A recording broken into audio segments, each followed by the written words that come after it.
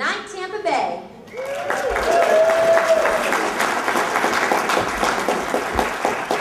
Okay, my name is Ezell, and some of you know me as a mild-mannered software developer and audiobook geek. But tonight I'm not mild-mannered. In fact, I'm a revolutionary, and I'm starting the Audiobook Liberation Front. Was there and now disappeared. There we go. This is the rent is too damn high guy, right? So as you might say, audiobooks are too damn expensive. That's sort of the crux of my argument. So I was saying the average is $23.84. If you want something like Harry Potter, it's on sale instead of $80. It's currently on sale for $57.56, and latest Stephen King is $34.95. So think about how much the equivalent movie will cost when it comes out. A recent study showed that audiobook listeners are affluent, well-educated, and avid book readers, which to me is a way of spinning a really sad fact that they're missing out on a much broader market.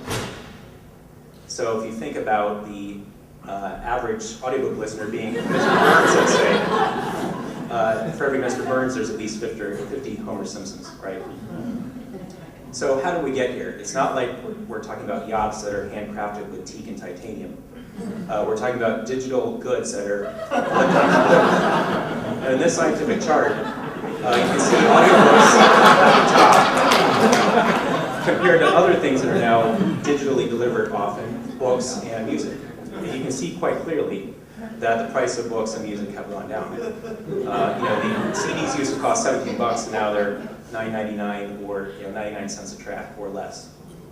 But audiobooks have remained expensive. If you want more precise numbers, you can contact the Audio Publishers Association for the full report, which is $1,000 a year. So that's why I kind of had to estimate a bit here. So why are these other media formats going down and audiobooks are so expensive? I think a good way, good resource to start looking at this is Free by Chris Anderson, which actually is free as an audiobook on iTunes. So get it, it's a really, really good book. And he talks about the various reasons why price pressures have been driving towards free, if not free. One reason is lower cost of distribution. When you think about shipping CDs versus electronic shipment, and lower barriers to entry, so the tools to create a movie or an audiobook are much cheaper than they used to be years ago. So who remembers these up top? That's books on tape.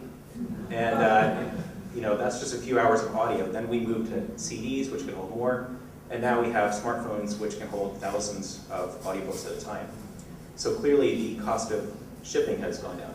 Now, who's getting the money? You would hope it'd be the author, but they're lucky if they get 10%. Everybody else, Audible, the marketers, the narrators, the producers get most of it. And as W said, in 2000, we ought to make the pie higher. So we still come back to why. I think it has a lot to do with the fact that one company controls most of the audiobook industry. Audible has done a great job.